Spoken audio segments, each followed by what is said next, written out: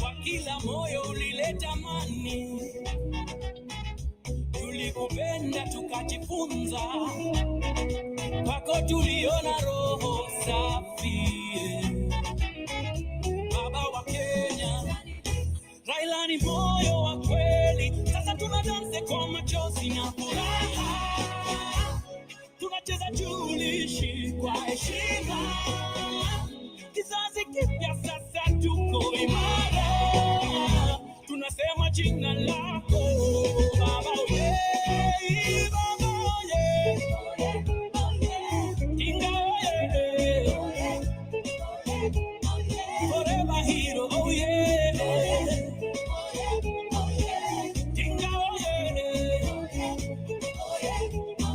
forever hero, oh yeah, forever hero, oh yeah, forever hero, oh yeah, oh yeah, oh yeah, forever hero, oh yeah.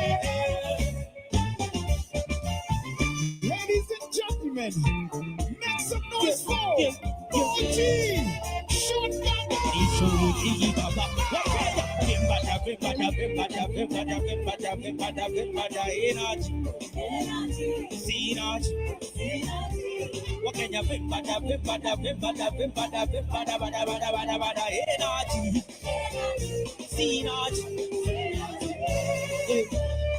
Okay, alright, ni shoti baba. Na ukicheki hapa nilivyoka hapa na kauli ya mimi, unaweza uliza shosho, inalizunguka kwa soko, wanafutoka huko sasa watoto wa soko, Jamhuri ya Kasuko. Tunashukuru niko sawa, na mpasipa kama kawa, so mina vimbada energy. Wakenya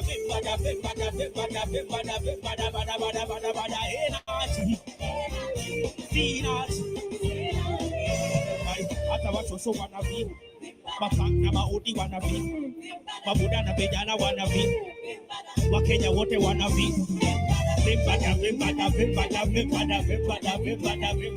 Energy. Wakenya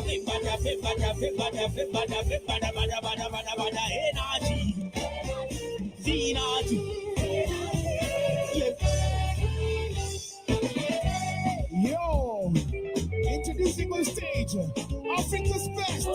Make some noise for Daniel.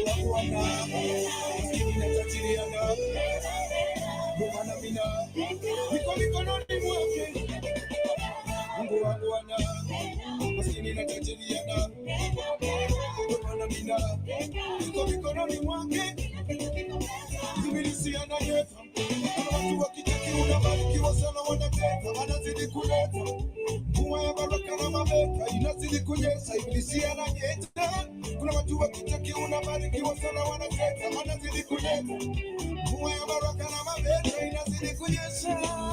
Asifuye mvua imemnyea, na msifuye amenitendea. Hata wewe ukimkutia, najua atakutendea.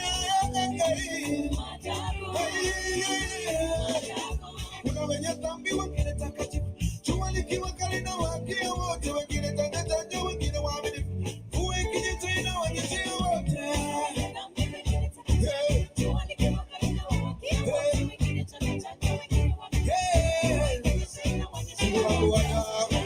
Maskini na tajiriana, Bwana mina iko mikononi mwake. Mungu wangu ana, maskini na tajiriana, Bwana mina iko mikononi mwake.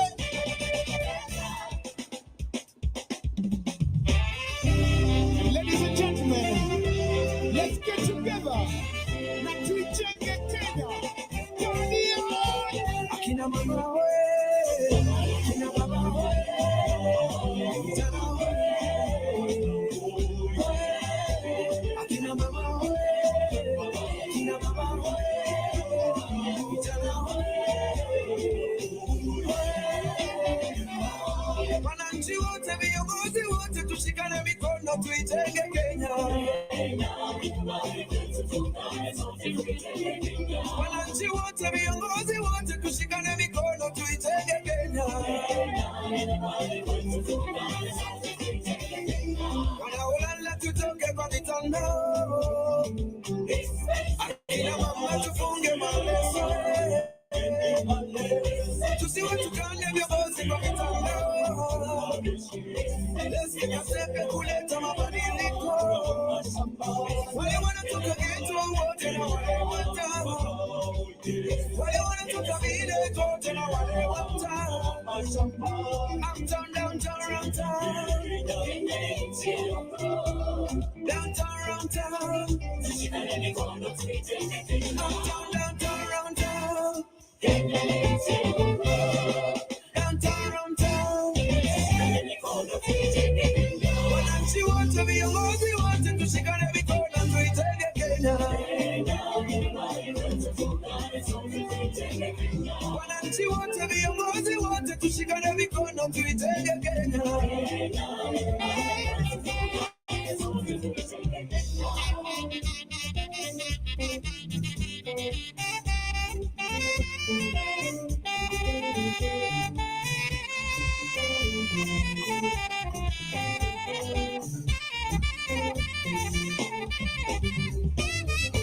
Respect Kenya, show love to Kenya, peace, love and unity in love the land Kenya.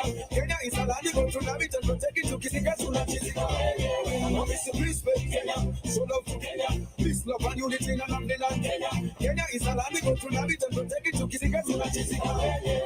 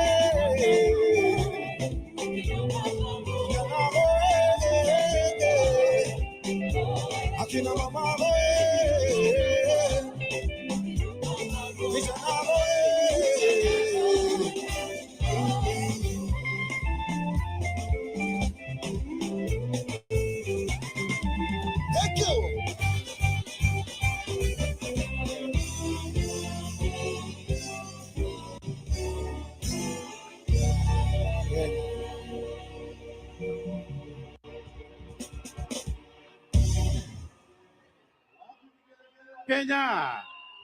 Mheshimiwa Rais, hiyo burudani utakubaliana nami kwamba ni noma na ni fire. Mheshimiwa Rais, hapo ndipo tunalikuja javi la burudani yetu siku ya leo.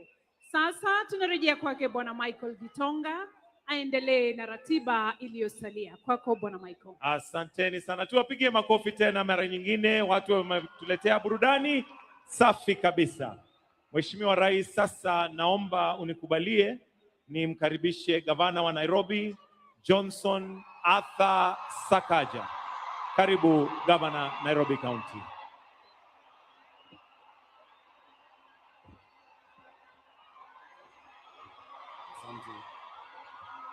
Asante sana. Kweli burudani imeanza. Tarehe 12 ndio sherehe huanza rasmi, na hiyo sio ya mwisho. Tukitoka hapa, mtukufu Rais, tunawakaribisha nyote kule Uhuru Park kwa Nairobi Festival ambayo inaanza leo hadi tarehe 14 ili tuweze kupata burudani kama hii na tushangilie utamaduni wetu. Hao wasanii wetu si wameweza?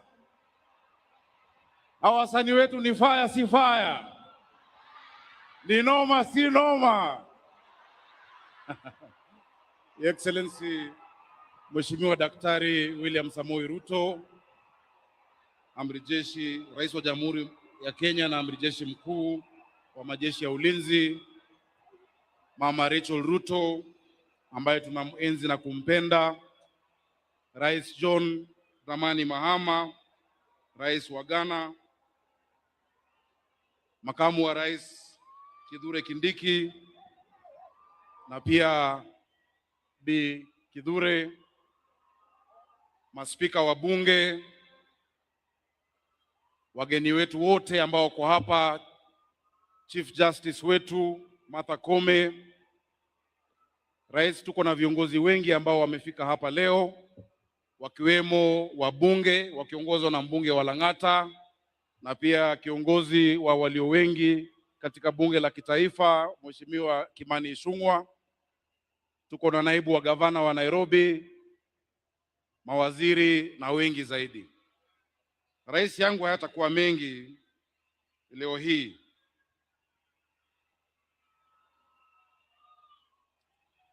Mheshimiwa Rais, tumejionea kufuata mada ambayo tuko nayo, na ni muhimu tukumbuke ya kwamba miaka 62 iliyopita hapa katika kaunti hii, si mbali na tulipo leo, bendera yetu ilipepea juu ya watu uhuru katika nchi yao wao wenyewe.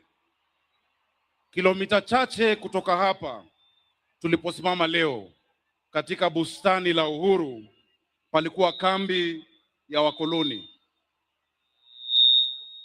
Mheshimiwa Rais, wengi walitoa uhai wao hapo, maelfu wengine waliteseka katika kambi mbalimbali kote nchini. Hii ndio ilikuwa gharama ya ukombozi wetu kama taifa.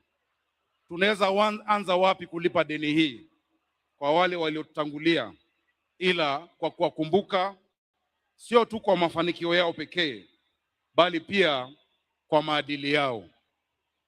Miongoni mwa mashujaa wa Nairobi alikuwa ni Tom Mboya.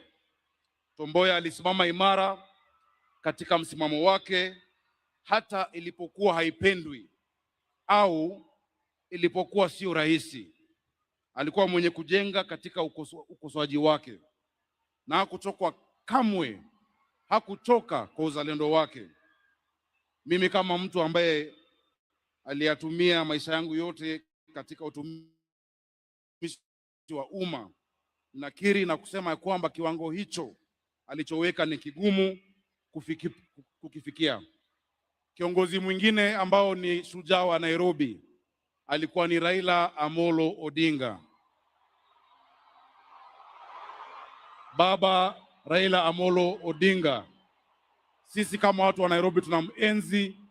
Ndiye alikuwa mbunge ambaye amehudumu kwa muda mrefu, na hii kwa sisi sote ndio siku ya Jamhuri ya kwanza bila baba wetu. Tunaomba ya kwamba Mungu azidi kumlaza pema, na ile ambayo tunaweza fanya ni kuiga mfano ambayo alituachia. Tunawakumbuka hawa mashujaa wetu na kuwaenzi ili kuwahifadhi matendo yao na kuyapitisha kwa watoto wetu kwa ajili ya kesho. Pili, tunawakumbuka ili kuwaiga, tukijifunza kutoka kwa mafanikio yao na pia kwa makosa yao, ili kwa wakati ufaao mafanikio yetu kama Wakenya yaweze kulinganishwa na yao. Tatu, ni lazima tukamilishe kazi walioweka misingi. Wao waliweka msingi, jukumu letu ni kujenga jengo ambalo linastahili heshima ambao wametuachia. Hatutishwi na wajibu ambao tumeachiwa kama viongozi, kwa sababu tunajua na tunaifanya kwa imani na matumaini, tukiyakumbuka maneno ya Wafilipi 1:6 ya kwamba yeye alianzisha kazi njema ndani yenu ataikamilisha. He who began a good work will be faithful to complete it. Mheshimiwa Rais na viongozi, je, hatujaona tayari mabadiliko katika maisha yetu? Kuanzia wakati ambapo tulipata jamhuri hii, hata mimi kusimama hapa ni mfano, kwa sababu jiji hili miaka hiyo hata hakuwa na diwani mmoja Mwafrika, lakini sasa jiji linaongozwa na gavana ambaye amechaguliwa moja kwa moja na wananchi. The fact that we can self-determine must never be taken for granted as a republic. Kauli mbiu ya mwaka huu inaunganisha dhana hizi. Dhana ambayo ilikuwa Raila Amolo Odinga na Tom Mboya, which was their internationalism. It was also the nature in which they were not tribal, they were not tied into a cocoon of their community or of their tribe, but they thought in a very modern way, in a very contemporary fashion, and that goes hand in hand with what our theme is today. Kauli mbiu ya mwaka huu inaunganisha busara hizo mbili. Nianze kwa kutambua kwa ustamilivu, ubunifu na mafanikio ya sekta ya utalii na ukarimu au hospitality hasa hapa Nairobi. Nairobi imeendelea kuwa kiini cha uimara wa sekta hii. Ukiangalia vituo vya kuwasili nchini, miundombinu ya Nairobi ndio ya kwanza. Na ukiangalia idadi ya ziara, hifadhi ya taifa hapa Nairobi, Mheshimiwa Rais, imekuwa na wageni wapatao 500,000 kwa mwaka tu ambao uliopita. Tunakaribisha wageni kila siku na tunaendelea kujizatiti katika sekta hii. Vile tumesikia waigizaji wetu wakituonesha, na Wakenya lazima tuelewe, mtalii sio ati lazima iwe ni mzungu. Pia sisi tunaweza kuwa ni watalii. Wangapi wenu mmetembea katika Nairobi National Park? Wangapi wenu mmefika katika Giraffe Center? Sisi kama Wakenya tujaribu pia kutembea na kujua taifa letu. Mheshimiwa Rais, sitaki kusema mengi ila pia ni kukushukuru kwa sababu kwa muda huu, kwa mwaka ambao umepita, tumeona kwamba umetushikilia kama makaunti na pia Nairobi. Pamoja na wewe tumeweza kufanya kazi nyingi, kujenga mabarabara, watu wetu wanaziona zinaendelea katika maeneo yote ya jiji la Nairobi. Tunakushukuru na tunajua kwa mwaka ambao unakuja tutaweza kufanya kazi nyingi zaidi. Jameni wa Kenya, tumpigie rais wetu makofi. Tunajua kwamba mwaka ujao sherehe hii itafanywa katika uwanja mpya wa Talanta ambayo unaendelea kule Lang'ata Road. Sijui kama utatukubali. Na sisi kama watu wa Nairobi tunakuomba uwanja huo uite Raila Odinga International Stadium ili kumkumbuka baba wetu ambaye alituacha. Au sio? Tunakubalia watu wa Nairobi? Tunakubalia. Rais, umeona sauti ya wananchi, na sauti ya wananchi ni sauti ya Mungu. Wanasema nirudie. Tunaomba rais wetu mpendwa William Samoei Arap Ruto ya kwamba mwaka ujao sherehe hii ifanyike katika Talanta Stadium, na kama watu wa Nairobi tunakuomba uipe jina Raila Odinga International Stadium. Sauti ya mwananchi ni sauti ya Mungu.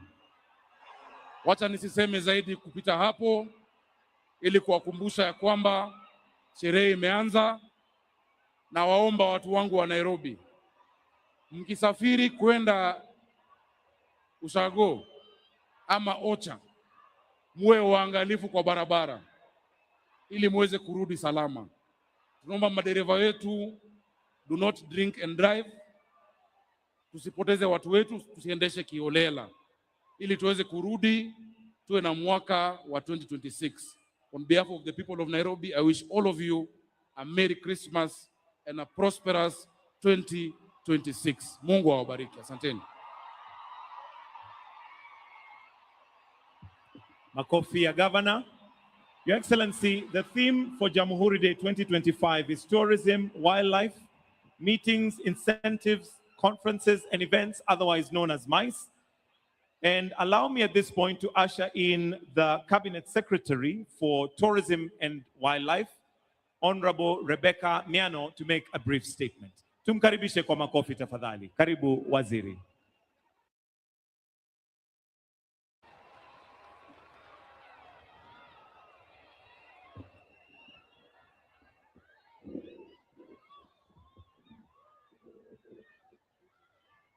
Your Excellencies, distinguished ladies and gentlemen, guided by His Excellency the President's vision, today we reintroduce Kenya to the world through a tourism manifesto anchored in magical Kenya, the origin of wonder. The manifesto, please.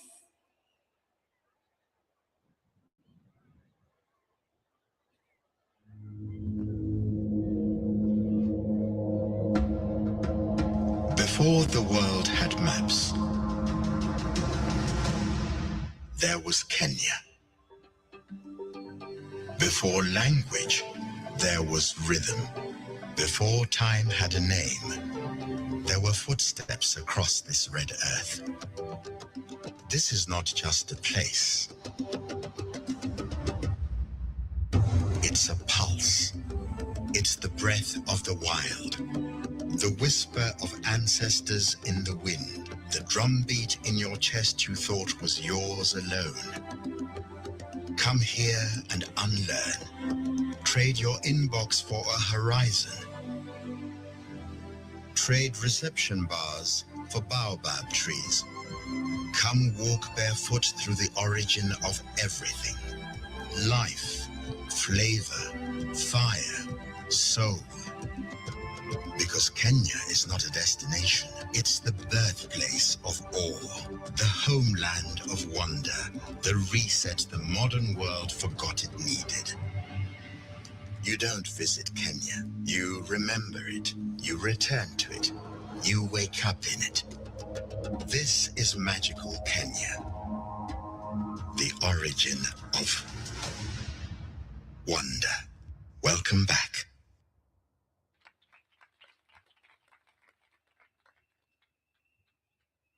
It is now my pleasure to invite His Excellency, the Deputy President of the Republic of Kenya, Professor Kithure Kindiki.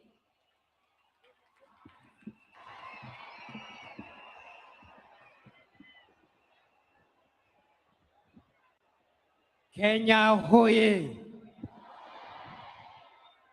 Jameni wananchi, nchi yetu ya Kenya ni fire si fire?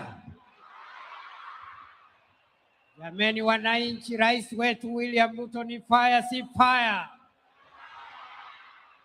Kwa mara ya mwisho, wananchi wa Kenya ni fire si fire? Mr. President, William Ruto, the President of the Republic of Kenya, and Commander-in-Chief of our Defense Forces, First Lady Rachel Ruto, the visiting head of state, the President of the Republic of Ghana, His Excellency John Mahama, all dignitaries present, all protocols observed. Mr. President, this generation will never pay fully the sacrifice and the debts of those who paid the ultimate price and sacrifice for the independence of our country. Mr. President, fellow Kenyans, we will also not pay fully the debt imposed on us by those who fought for the expansion of the civil and political liberties that we enjoy today. The last thing I want to say, Mr. President, before I invite a few guests to say hi in 1 minute, is to say, as we move into the future of our country, building on the foundation of those who fought for the freedom and liberty of our country, building on the hard work of those who fought for the expansion of civil and political liberties that we enjoy today.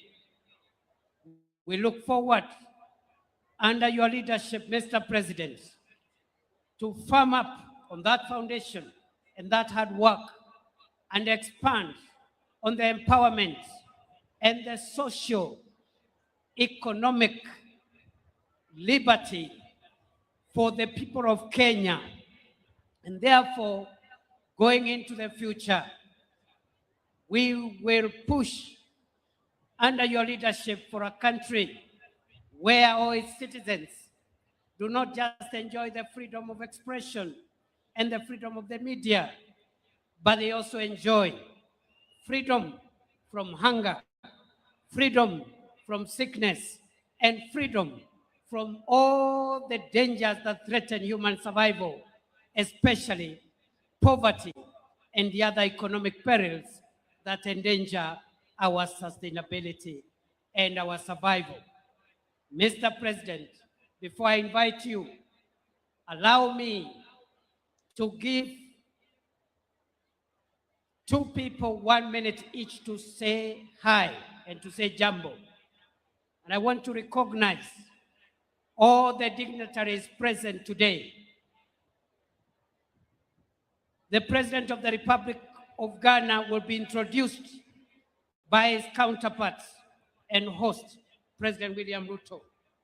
But allow me, Mr. President, to recognize the following dignitaries who are present and joining us today in this auspicious occasion. His Excellency Prosper Bazobaza, Vice President of Burundi. His Excellency Robina Nabanja, Prime Minister of the Republic of Uganda.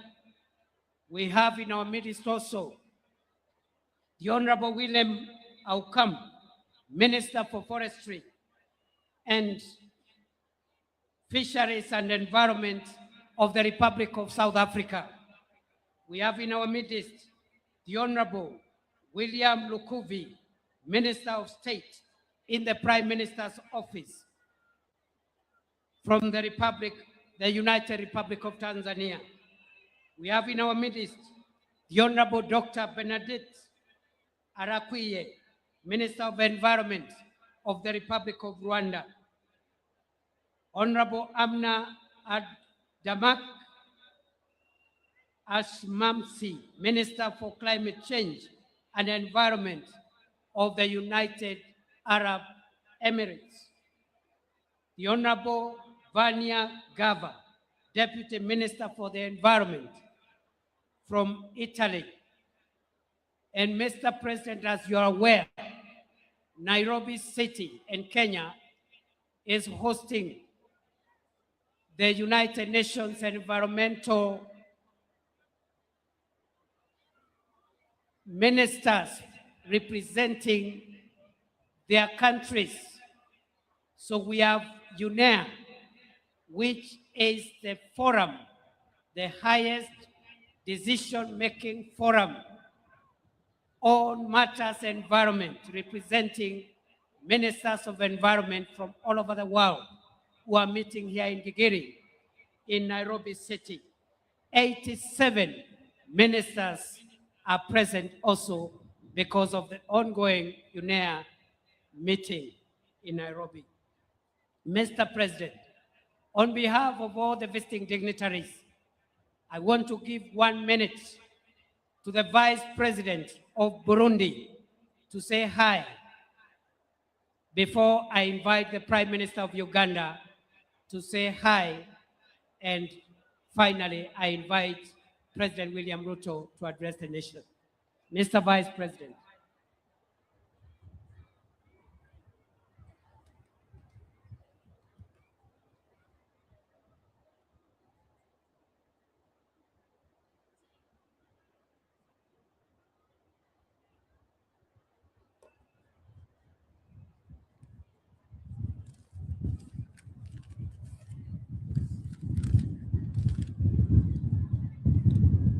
His Excellency Dr. William Samuel Ruto, President of the Republic of Kenya, and Rashid Ruto, First Lady of the Republic of Kenya, His Excellency Kithure Kindiki, Deputy President of the Republic of Kenya, His Excellency the President of the Republic of Ghana, Excellencies, distinguished guests, ladies and gentlemen, good morning. On behalf of His Excellency, the General Major Evariste Ndayishimiye, President of the Republic of Burundi, that I have the honor to present today to other commitments, and on behalf of the people of the Republic of Burundi, allow me express excellencies, extend my congratulations to the government and the people of the Republic of Kenya on this remarkable occasion. This event is very important as it represents values that a nation together, freedom, dignity, and the right to shape one's own destiny. On this special day, it is my great pleasure to wish you peace, prosperity, and friendship continue to grow stronger. Once again, congratulations on Independence Day. May the spirit freedom keep us united and strong always. Happy Jamhuri Day. Thank you. Congratulations again. Thank you very much, Your Excellency, Vice President of Burundi. Your Excellency, sir, it is now my pleasure to invite for a minute the Prime Minister of the Republic of Uganda, Her Excellency Robina Nabanja, to say jambo and hand over to you, sir, a special message from your brother and counterpart, President Yoweri Museveni of Uganda. Your Excellency, Dr. William Samoei Ruto, President of the Republic of Kenya, Your Excellencies, distinguished guests, ladies and gentlemen, I bring you warm greetings from your brother, General Yoweri Kaguta Museveni, the President of the Republic of Uganda. He was unable to come because Uganda is undergoing an electoral process. He, however, sent me to represent him. I am the Prime Minister of the Republic of Uganda. I've been given 1 minute. Let me hand over the message to you, Your Excellency, on behalf of the President and the people of Uganda. Thank you so much.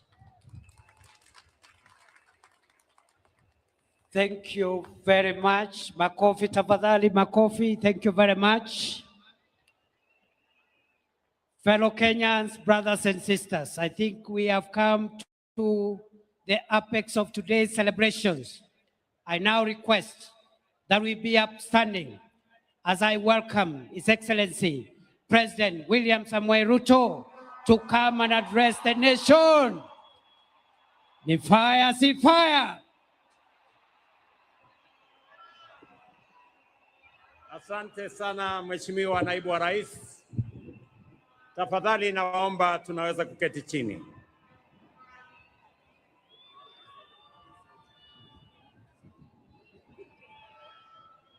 Wananchi wa Nairobi hoye!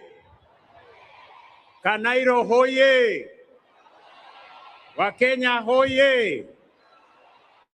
Jamhuri hoye! Basi, kabla sijatoa natoa taarifa yangu kwa taifa letu la Kenya. Nyinyi mnajua kati yetu tuko na marafiki wengi ambao wametutembelea, na leo tuko na mgeni. And I want in a very special way on behalf of the government and people of Kenya to thank our brother and friend, the President of the Republic of Ghana, His Excellency John Mahama Dramani, for finding time to come and be with us to celebrate this 62nd Jamhuri Day in Kenya. Your Excellency, we don't take for granted that you have been a close friend of Kenya. And our two nations, Ghana and Kenya, have a long, proud history of friendship, starting with the founding father of your country and the founding father of our country. Allow me now to ask His Excellency President John Mahama Dramani kutusalimia. Your Excellency, you're welcome.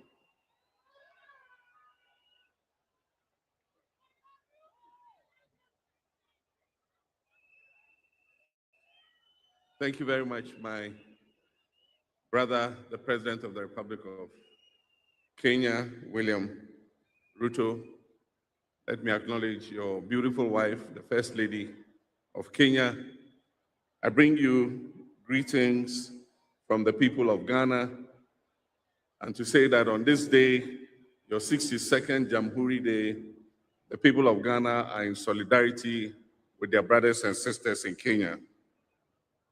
On this day, we pay respect to the memory of our forebears who fought for our freedom, and we do not take their sacrifice for granted.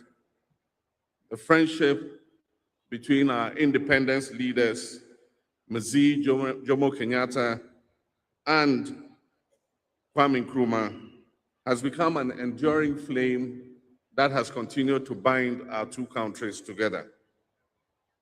Our forebears won us political independence. It is the responsibility of our current generation of African leadership to win economic independence and prosperity for our people. Africa faces many challenges, including a global order that is rigged against it.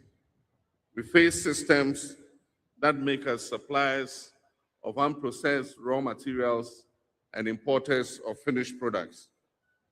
The time has come for us to add value to Africa's exports. The time has come for us to claim a fairer share of our natural resource endowment. The time has come for us to provide transparent and accountable leadership.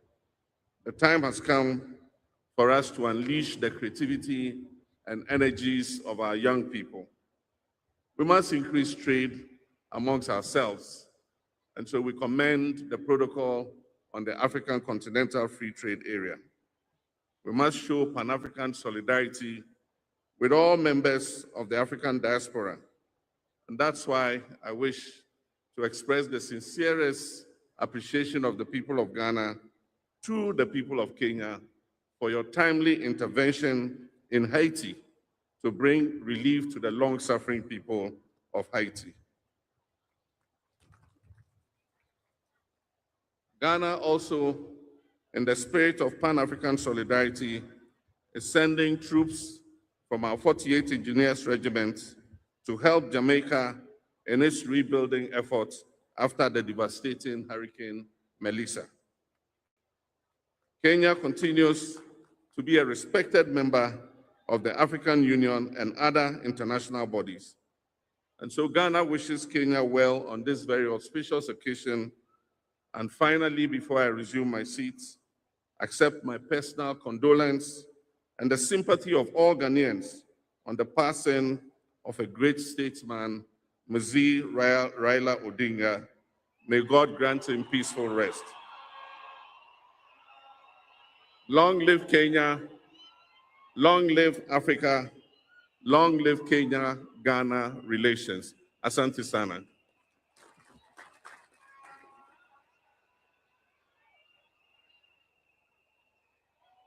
Your Excellencies, distinguished friends, fellow citizens, I have always observed this day with two emotions held in tension: deep gratitude to our forefathers and a restless question for ourselves. Have we been faithful stewards of the freedom they won? And have we truly advanced the nation they left in our hands? I shall return to these questions later. But first, today we gather not just to mark a date on the calendar, but to honor a legacy written in sacrifice, courage, and unbreakable resolve. A legacy forged by men and women who stared imperial power in the face and declared with unshakable conviction that Kenya would be free. Their struggle planted our republic on the firm foundation of liberty, unity, and democracy. They gave us more than a flag. They gave us a future. 62 years ago, the brave architects of our nation placed in our hands the priceless gift of political independence. On this very day, 62 years ago, our forefathers lowered the Union Jack and raised the flag of our nation. But that victory was not given easily. It was bought at an immense cost. The road to our nationhood was carved by the unbreakable spirit of our freedom fighters, men and women who refused to bow to the humiliation of colonial rule. From villages to towns, from farms to factories, to classrooms and marketplaces, Kenyans from all walks of life rose as one, declaring that our humanity would not be diminished, delayed, or denied. When brute force was unleashed against them, their determination outlasted it. Thousands paid the ultimate price. Many more were detained. Whole communities were uprooted. Punishment, pain, exile, and prison became the tools of repression. But what no empire could crush was their determination, resolve, and the unity of purpose. Across ethnicities, across regions, across class and creed, they became a force history itself could neither silence nor stop. Their sacrifice opened the path to self-rule. Their courage delivered the independence we celebrate today. And it is upon their shoulders that our republic stands strong. The architects of our nation overcame the trials of their time. While our challenges are different, their lesson is eternal. They rose to the dictates of their moment. It was not easy, but it was necessary. And because they did it, we are here today. So, today, fellow citizens, history turns its gaze upon us and asks, faced with the challenges of our time, have we stepped up as they did? When he took the oath of office, Mzee Jomo Kenyatta warned us that independence would mean nothing if it did not improve the daily lives of ordinary citizens. Tom Mboya reminded the nation that the greatest struggle, and indeed the hardest struggle, was not political independence alone, but development itself, the economic empowerment of our people, and the unlocking of their full potential. They stood and they understood that freedom was only the beginning. A deeper battle would be against poverty that chains potential, against disease that steals opportunity, and against ignorance that dims human possibility. And so today, we are gathered to mark Jamhuri Day. We do more than remember history. We honor the architects of our nation for giving us the first great watershed period in our nation building, political independence. Just as the first generation rejected colonial domination and set out to confront the new enemies of poverty, disease, and ignorance in all their forms, they discovered that independence did not amount to freedom in its full and fullest sense. Along independent Kenya's history, power became centralized. Dissent was silenced. Competition was crushed. Fear replaced hope. Once again, however, Kenyans rose, and from their struggle emerged the agitation for democracy, human rights, and the rule of law. In the darkest days when it was dangerous to speak, brave Kenyans spoke. When it was illegal to organize, courageous Kenyans organized. Students, clergy, lawyers, journalists, workers, and politicians stood firm against detention, against torture, against exile, and even death, so that Kenya could break and breathe again. This generation of courage produced towering figures whose sacrifice expanded the democratic space we enjoy today. Foremost among them was the late Right Honorable Raila Amolo Odinga, a stalwart of our country's democratic journey, who left us just under 2 months ago. Raila devoted his life to the pursuit of freedom, justice, and peaceful coexistence. His courage, resilience, and unwavering belief in the power of the people shaped defining chapters of our national story and inspired generations to believe that change is possible.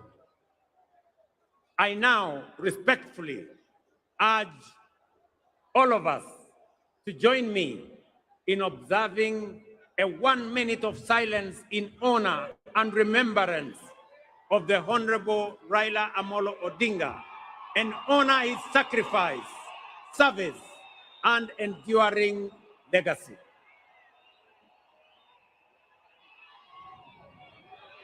Tafadhali nawaomba tusimame kwa dakika moja kwa heshima ya kiongozi wetu Raila Amolo Odinga.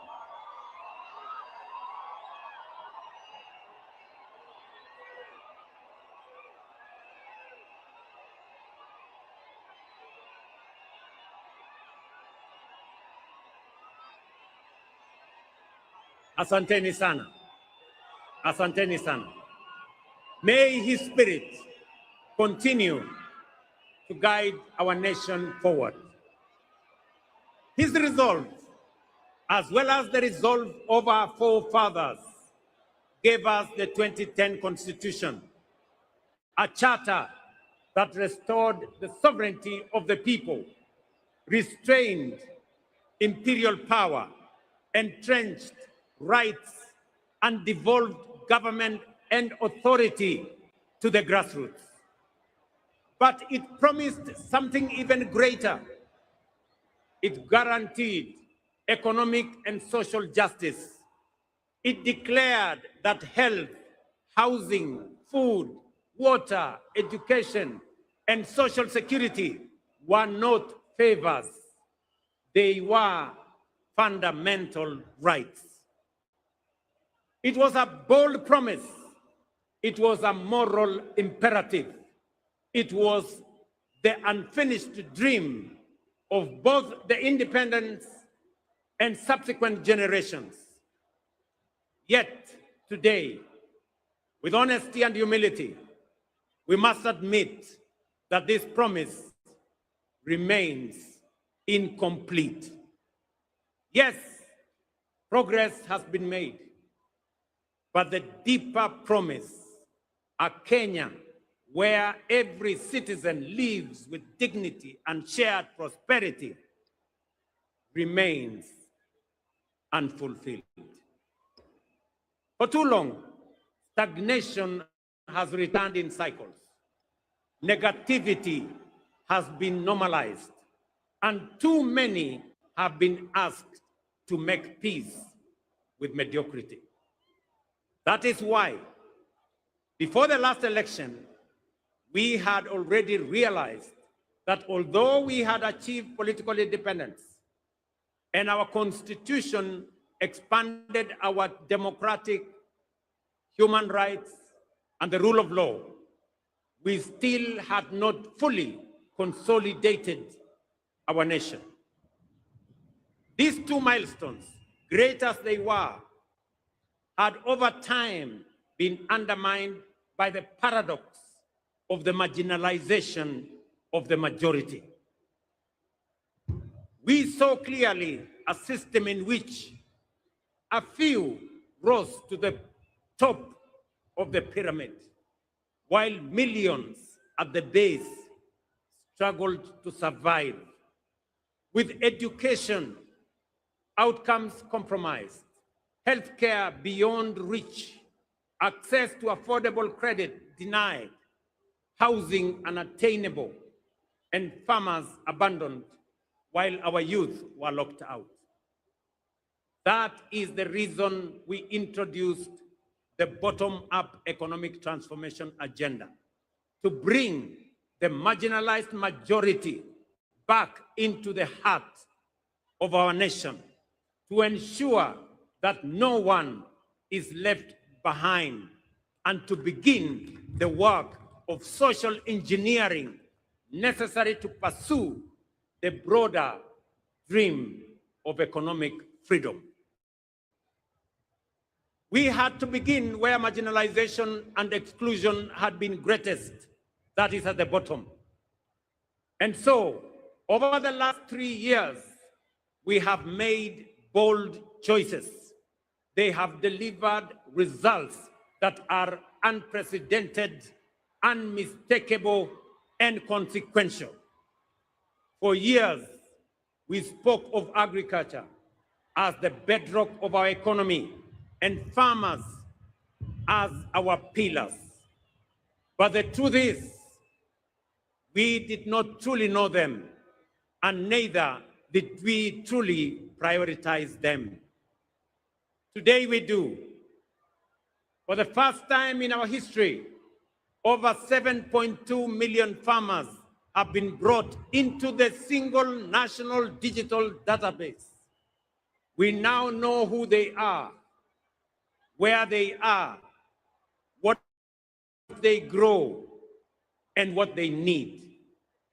And with that knowledge came the power, not for brokers, not for cartels, but for the farmer. This digital platform became and is the backbone of targeted support, including subsidized inputs, affordable credit, and modern extension services reaching real farmers directly. We lowered the cost of production. We brought the price of fertilizer down. And in so doing, we restored profitability to the smallholder farmer who produces over 70% of our food. Fellow citizens, the results are undeniable. Maize production is up. Prices of flour is down. The tea sector is rising. Coffee is rebounding. Dairy is expanding. And the sugar industry has been reformed. By strengthening value chains, cooperatives, irrigation, and processing, we have built systems that work for our agricultural sector. And now, with millions of farmers no longer forgotten, we are ready to walk with them to the next chapter of economic freedom. 3 years ago, education was in distress. Classrooms were overcrowded. Many universities were technically insolvent, and teachers were overwhelmed. Today, we have hired 76,000 teachers, and by next month, a total of 100,000 teachers, the largest recruitment of teachers in Kenya's history. We have built 23,000 new classrooms, and 1,600 laboratories are under construction across the nation. Importantly, through the student-centered funding model, we placed the learner at the heart of our reforms. For the first time in our history, scholarships and loans now follow need and merit, ensuring that every deserving student has a chance and a just and equal opportunity to pursue their dreams. Nearly 500,000 students have already benefited from this funding model. Students who, under previous systems, would have been excluded by policies that failed to recognize them. This reform has lifted the financial burden from families and enabled students to choose courses that align with their talents, with their aspirations, and with the needs of our nation. Our healthcare, we have another irrevocable decision that no Kenyan should be too poor to live. For decades, universal healthcare was spoken of, but in our time, it is being actualized. We engaged 110,000 community health promoters who are now reaching millions who were once excluded, forgotten, and without access to healthcare. CHPs have already visited over 9 million households, screening millions of Kenyans for various ailments, including diabetes and hypertension. At the same time, we built a unified health information system that now gives us full visibility of our health facilities, patients, their progress, enabling us to track healthcare delivery in real time. Today, over 28 million Kenyans are registered under the Social Health Authority, up from 8 million under the old system. That means 19 million Kenyans who were once forgotten are now in the healthcare equation. Among them are 2.3 million vulnerable Kenyans, orphans, widows, and the elderly, whose healthcare is now fully paid by the government of Kenya. Healthcare was never meant to be a privilege. It is a constitutional right. And with the realization of this right, we are ready to walk with all Kenyans into the next chapter of economic freedom. For the millions of Kenyans without employment, we moved beyond diagnosing the job crisis to deliberately creating opportunities through the bottom-up economic transformation agenda. For decades, housing, while being a constitutional right, was promised but never delivered. Housing is not just about shelter. It is collateral. It is graded worthiness. It is stability. And it is the first step out of poverty. In just 3 years, through our housing program, over 240,000 affordable homes, hostels for 180,000 students, 30,000 institutional housing for our military, police, and prison officers, and over 400 new markets for our traders are under construction across all our 47 counties. This, ladies and gentlemen, is the largest public infrastructure transformation ever undertaken, not just in Kenya, but also in our region. So far, standing at an investment of 650 billion. Through this program, more than 480,000 Kenyans have secured jobs and enterprise opportunities across 300 active sites, from artisans to technicians to engineers and architects, shaping a new skyline in Kenya. We have ring-fenced billions of shillings for the Juakali sector, fully integrating their long-neglected engine of craftsmanship into the national construction value chain. Today, Juakali artisans supply doors, windows, fittings, furniture, and fabricated material to projects in our affordable housing program across Kenya. In the digital and creative economy, we have trained 2 million Kenyans in digital skills, and nearly 300,000 are already earning income. Through the Kazi Maju program, nearly 500,000 Kenyans have secured well-paying job opportunities abroad in the last 3 years. We have also launched the Kenya shillings 20 billion Nyota program to support 820,000 young people with training, with mentorship, certification, and business capital. The first phase is complete, with 12,500 beneficiaries already receiving their first business support, and the national program is now being rolled out across the country.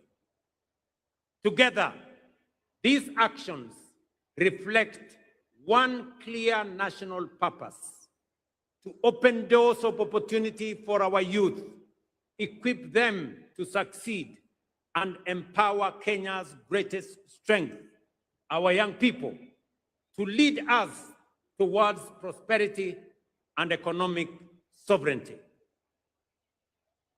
As more students live in decent accommodation, as more traders conduct their business in dignified settings, and as more public servants get access to housing, we are fulfilling our constitutional mandate.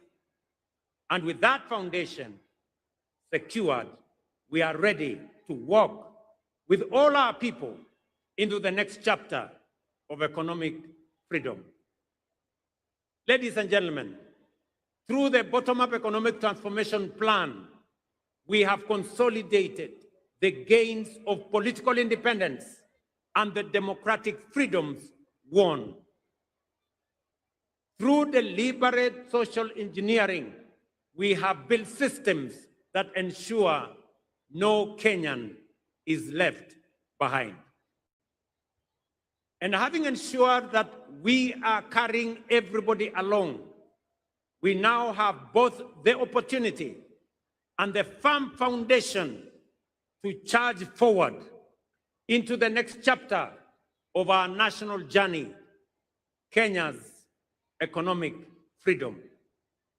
With the measures we have put in place to restore dignity, inclusion, and opportunity, we must now press on. It is time to step up from the bottom up, charging forward full steam to economic freedom and take Kenya to a first world economy. Before we accelerated this ambitious agenda, we took the difficult but necessary steps to stabilize our economy and restore fiscal discipline. Inflation has fallen from 9.6% in 2022 to 4.5% last month. The shilling has stabilized at about 129 shillings to the dollar for nearly 2 years. Our foreign exchange reserves now exceed $12 billion, the highest in independent Kenya. Our successful Eurobond redemption reaffirmed to the world that Kenya honors its obligations. Our economy has grown and is now the 6th largest economy in Africa. At the same time, we have made bold national decisions to save more of our income. Through the new NSSF contributions, the fund that had mobilized Kenya shillings 312 billion from independence to 2023 has now grown to 670 billion in just 2 years.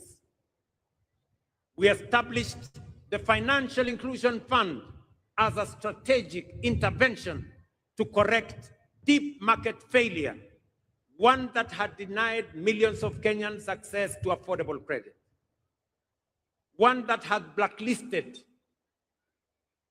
in CRBs, disregarded by banks. They had been left trapped in frustration and despair. Today, Hustler Fund has become one of the most transformative instruments of empowerment in our nation's history, disbursing over 80 billion and expanding the margins of financial inclusion at an unprecedented scale. Over 9 million Kenyans are now repeat customers, and more than 7 million who were previously CRB blacklisted have successfully repaired their credit histories. It has restored dignity to millions. It has brought them back into the equation. They are no longer left behind. Ladies and gentlemen, these reforms have stabilized our economy, restored investor confidence, and enhanced Kenya's creditworthiness. As we set out on this path of economic independence, let us remember that we are not the first to stand at such a crossroads. Nations like South Korea, Singapore, Hong Kong, and Malaysia once stood where we stand today, with limited resources, modest means, but armed with immense courage, determination, and ambition. Prosperity was not handed to them. They reached out for it. They rejected the ordinary. They refused to be prisoners of their circumstances. They believed in themselves and invested in their people. They were patriotic to their nation's cause and demanded excellence of themselves. Today, they stand as first world economies, not by accident, but by deliberate design, by intentional choice, and by purposeful conviction. Ladies and gentlemen, Kenya can, must, and will do the same and more. Let me repeat. Kenya can, must, and will do the same and more. 3 weeks ago, during the State of the Nation address, I laid before Kenyans this administration's bold and ambitious Kenya shillings 5 trillion roadmap to transform our nation into a first world economy and to secure our full economic freedom. That roadmap is anchored on 3 unshakable national priorities. First, history teaches us that no nation ever prospered on poor roads, inefficient ports, and congested airports. Modern transport and logistics drive productivity, reduce the cost of doing business, and creates trade, business, and innovation and investment hubs. Our 10-year roadmap on road, rail, ports, and airports, and oil pipeline infrastructure includes the expansion of strategic highways connecting our major cities, industrial zones, markets, border points, and agricultural belts to move people, goods, and services faster, safer, and more affordably.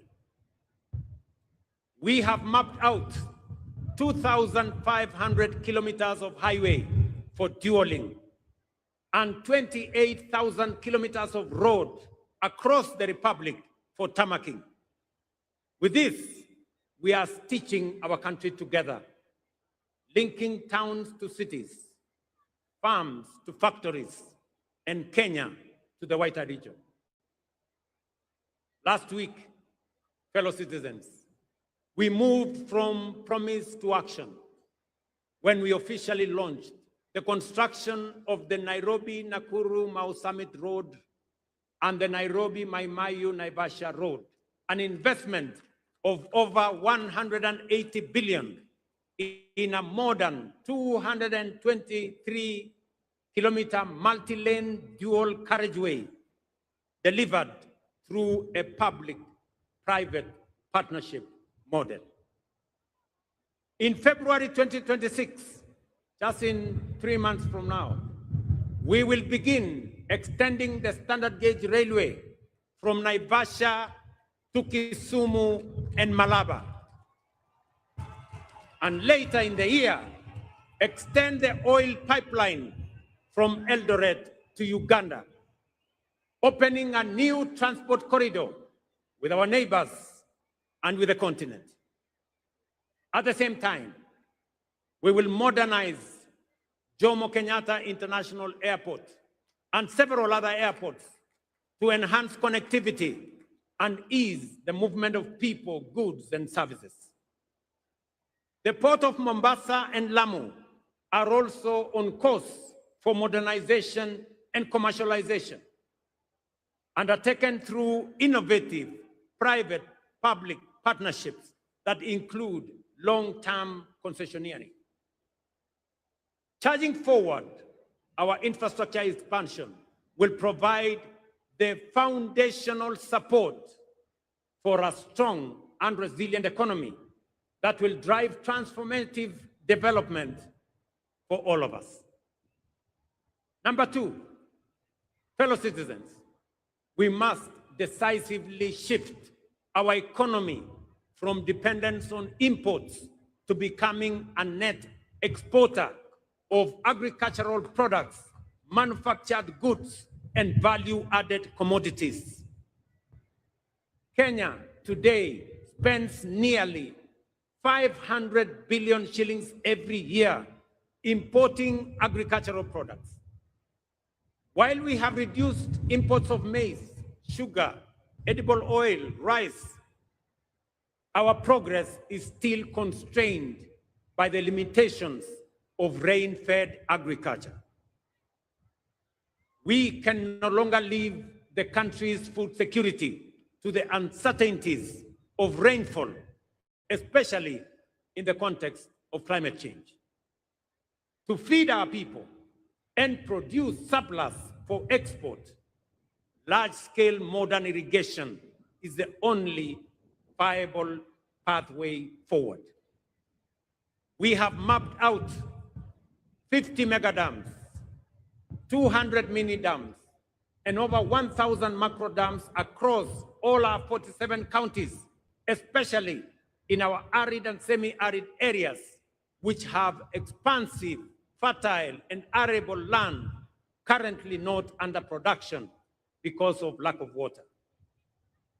With this plan, an additional 2.5 million acres of land will be brought under agricultural productivity through extensive water harvesting, water storage, and advanced irrigation technologies. This is not only about food and water security. It is a nation-shaping investment. It will drive our transition into a net exporting economy. It will uplift rural communities and end the indignity and shame of food insecurity. And it will anchor sustainable development for generations ahead. Charging forward, investing in modern irrigation will supply adequate quantity, good quality, and reliable raw materials required to power agro-industrialization. Through our special economic zones, export processing zones, and county aggregation and industrial parks, and our strategic market infrastructure across Kenya, these raw agricultural materials will be transformed into high-value products for domestic, regional, and global markets. Third, fellow citizens, energy is the lifeblood of any modern economy. Although Kenya's installed capacity stands at 3,300 megawatts, the intermittency of solar and wind leaves us with a firm capacity of only 2,300 megawatts, which is far below the demands of the Kenya we are building.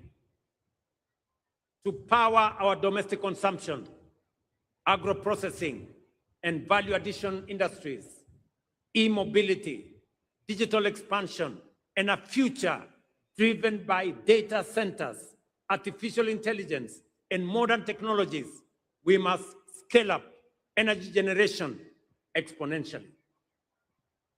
Kenya possesses extensive and largely untapped renewable resources, including geothermal, solar, hydro, wind, and nuclear, ready for development and for generation. Charging forward to modernize our economy, accelerate our development, and compete globally, we must and will generate at least 10,000 megawatts of new energy over the next 7 years. Fellow citizens, to finance this 5 trillion national economic freedom project, relying solely on national budget would leave us waiting forever. Borrowing would only deepen our debt and burden future generations. Raising taxes would place unbearable strain on households.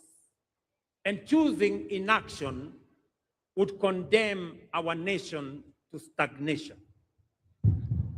That is why we must act with courage, innovation, and foresight to design alternative financing mechanisms, leverage mature national assets, and tap into robust public-private partnerships to undertake this national development imperative.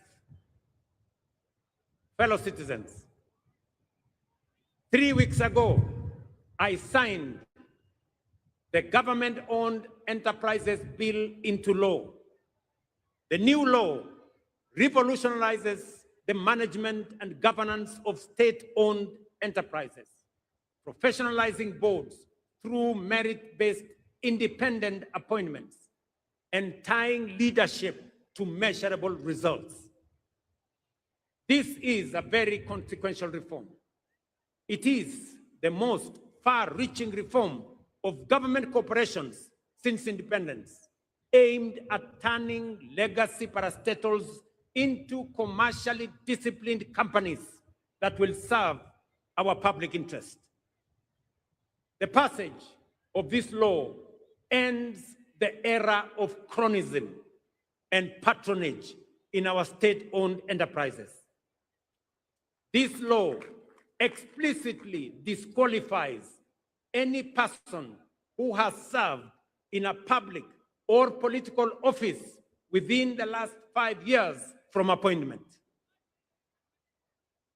On Monday, under this new legal framework, and to start this administration's bold and ambitious Kenya shillings 5 trillion roadmap to transform our nation, the cabinet will meet to consider and approve the architecture of the National Infrastructure Fund as the engine that will align our financial resources with our development goals.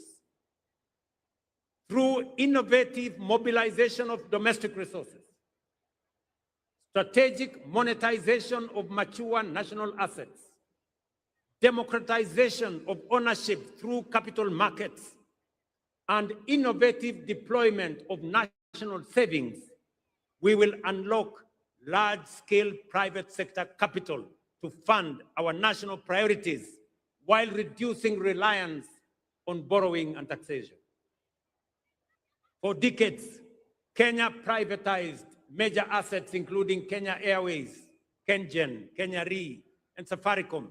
Yet the proceeds were absorbed into the budget, paying salaries and debts, leaving no enduring national assets behind. Through the National Infrastructure Fund, all privatization proceeds will be ring-fenced and invested strictly into public infrastructure development that generate and preserve more value. This principle is already being actualized. Proceeds from the current privatization processes will be channeled directly into the fund, setting a new national standard where national assets create lasting public value. Our goal is simple. For every shilling in the National Infrastructure Fund, we will attract 10 more shillings from long-term investors, including pension funds, sovereign partners, private equity funds, and development finance institutions, allowing us to develop without the constraints that come with debt and taxation. The National Infrastructure Fund will not just be a financing instrument, it will be a generational strategy to mobilize capital, accelerate delivery, preserve value, and secure Kenya's long-term competitiveness. To secure future generations, again on Monday, the cabinet will consider and approve the Sovereign Wealth Fund policy, anchored on 3 pillars, including savings for future generations, stabilization against global shocks, and strategic national investments. Natural resource royalties, dividends from public investments, and a percentage of privatization proceeds will capitalize this fund. This fund will impose on us the obligation of intergenerational equity, bringing to life Article 201C of the Constitution, which demands that the burdens and benefits of the use of resources and public borrowing shall be shared equitably between the present and future without shortchanging future generations. With these two instruments, the National Infrastructure Fund and the Sovereign Wealth Fund, we shall begin the journey to the transformation that will lead us from the bottom up, charging forward full steam to economic freedom and taking Kenya to a first world economy. And I have said it is beginning next Monday. But fellow citizens, even the strongest financial systems, boldest infrastructure plans, and most ambitious economic strategies will fail if we do not secure the foundation of our national character.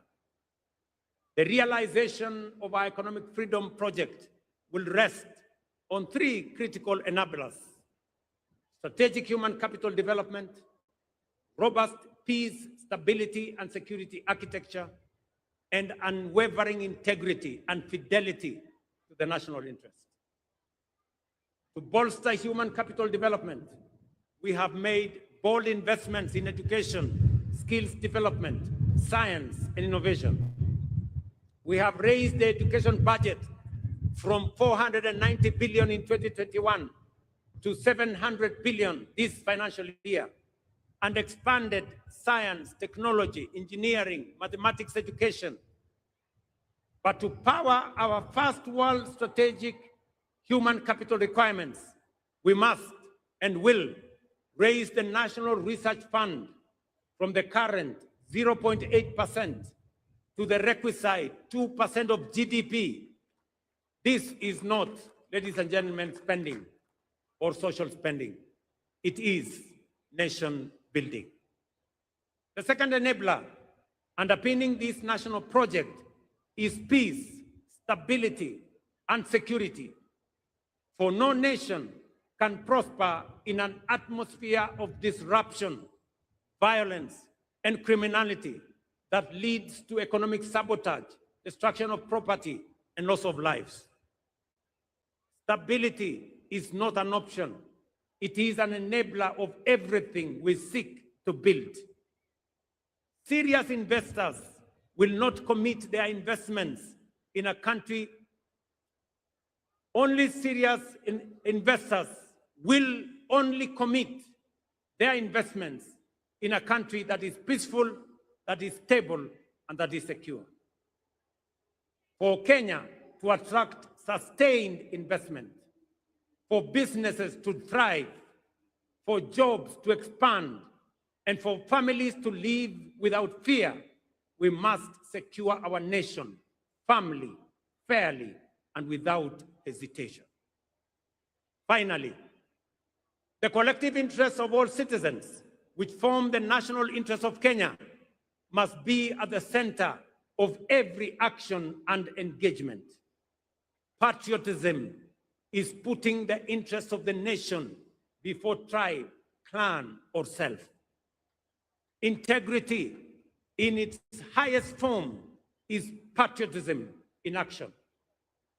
It is believing in our country. It is refusing to betray Kenya. And yet, let us speak honestly, our nation faces a serious integrity deficit. It begins early in our homes, in our schools, where seemingly harmless dishonesty later matures into grand corruption. Corruption is not merely theft of money.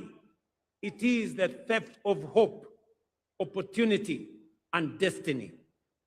This is compounded by negativity, division, erosion of shared values, and ethical and ethnic political mobilization. Hate and division, corruption and tribalism tear at the very social fabric of our republic.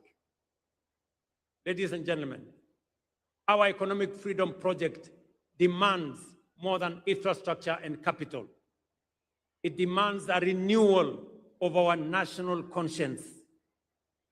We must build a strong value system. We must defend our national unity. We must raise our children in honesty, responsibility, and love for country.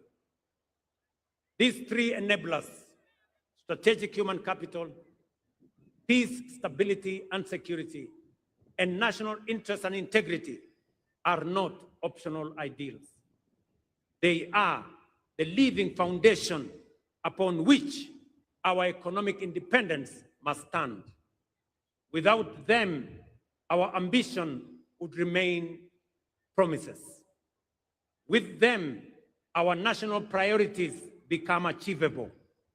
Our investments become productive, and our vision of a prosperous, sovereign Kenya becomes not only possible, but inevitable. Fellow citizens, our founding fathers defeated colonial domination. The generation after broke the chains of dictatorship. The onus is on our generation, and particularly this administration, to achieve economic freedom.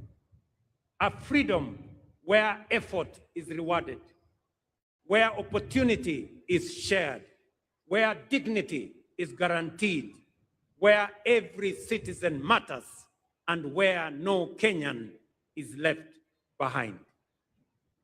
Let it be said of our generation that when Kenya stood at the edge of possibility, we chose courage over comfort, action over excuse, unity over division, and excellence over mediocrity. With resolute belief, today and every Jamhuri hereafter, we should find us true stewards of the freedom entrusted to us, that we shall honor our forefathers not only by remembering their sacrifice, but by fulfilling our duty and the assignment of our generation to secure for Kenya the full promise of economic freedom. It is time to step up from the bottom up, charging forward full steam to economic freedom and taking Kenya to a first world economy.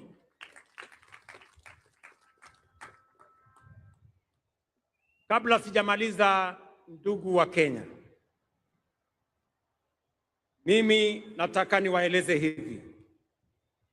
Kwanza kwa watu wa Nairobi. Nairobi hoye! Nairobi hoye!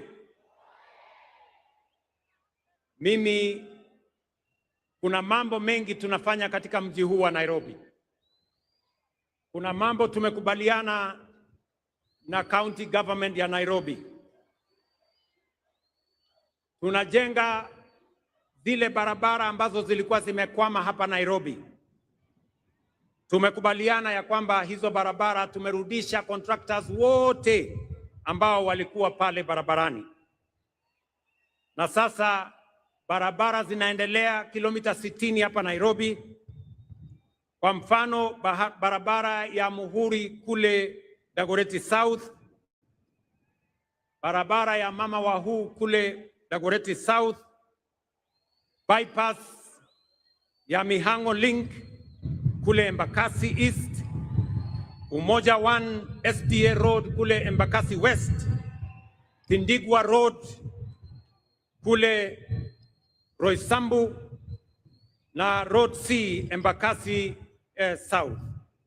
Pia mumeona pale Valley Road, ile barabara ilikuwa imekwama pale, tumeleta contractor anaendelea na kazi. Ile barabara ya Ngong Road pia inaendelea, kazi inaendelea pale. Barabara ya Haile Selassie vile vile inaendelea. Na ningependa kutangaza ya kwamba kwa sababu barabara ya expressway imekamilika na wananchi wanatumia pale juu, barabara ya chini iko na matatizo. Na ndio sababu kuanzia hii Disemba mukienda Krismasi, tutajenga upya barabara kutoka kule JKIA kupitia hapa mpaka kule ABC na tuifanyie beautification, ndio Nairobi ionekane kama city ya taifa letu la Kenya. Vile vile mimi ninajua ya kwamba kuna wananchi wengi wanaishi nje ya Nairobi lakini wanafanya kazi na biashara hapa Nairobi.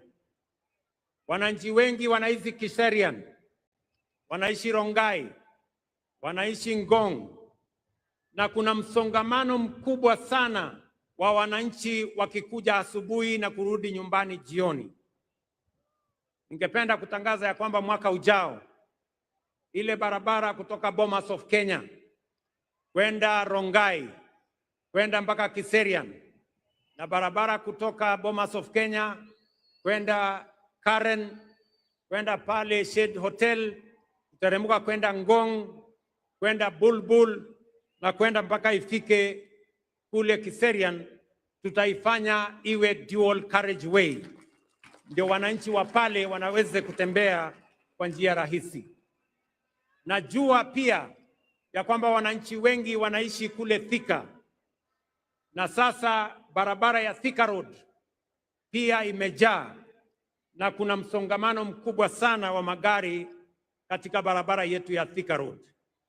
Ningependa pia kutangaza ya kwamba mwaka ujao vile tuko na expressway kutoka JKIA, pia tutajenga expressway kutoka Thika mpaka ifike hapa Museum Hill, ndio wananchi wale wanateseka na mambo ya jam tuweze kuondoa jam ya sehemu hiyo.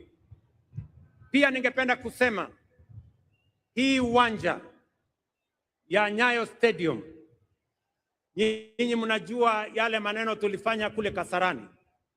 Tuliweka paa ama uvuli ili wananchi wanapokuwa hapa wasipigwe na jua.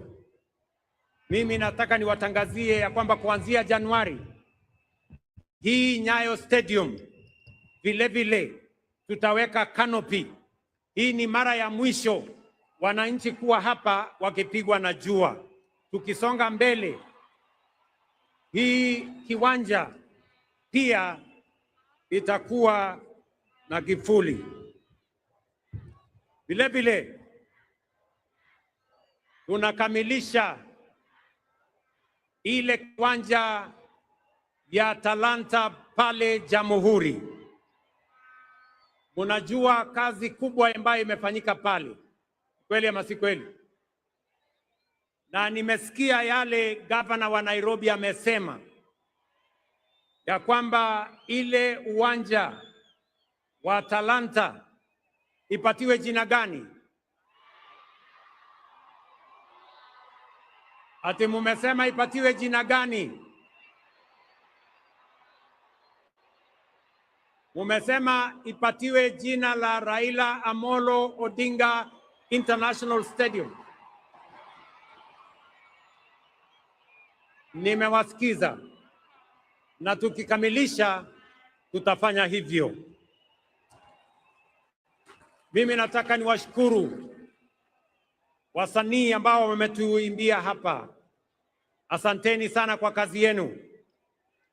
Kolabo ya Iani, Femi One na Trio Mio wametuambia tunaweza. Tunaweza hatuwezi? Tunaweza hatuwezi? Tunaweza sio? Guardian Angel pia ametueleza kwamba wananchi wote na viongozi wote tuungane pamoja, tujenge taifa letu la Kenya. Inawezekana? Haiwezekani? Mimi nataka niwapongeze askari wetu ambao walikwenda kule Haiti na mumewaona hapa, tuwapigie makofi jameni. Wamerudi nyumbani na heshima kubwa sana kwa taifa letu la Kenya. And I want to thank them profoundly for their courage, professionalism, and selfless service to our nation and to the world, and for flying our flag high with honor and dignity. Mimi nachukua nafasi hii kuwatakia Krismasi njema yenye baraka na mwaka mpya wa 2026 wenye mafanikio makubwa sana. Asanteni na watakia heri. Mungu awabariki.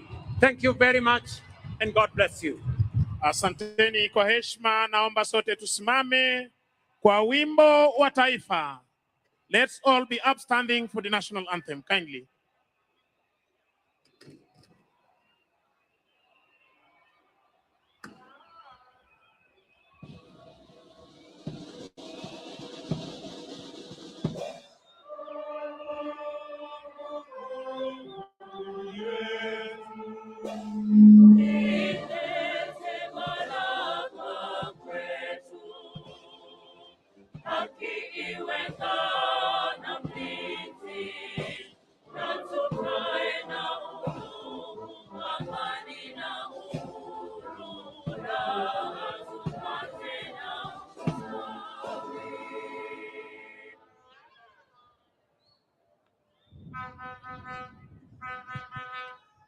Basi nimpishe mwenzangu aweze kutupa itifaki ya kufumukana mahali hapa.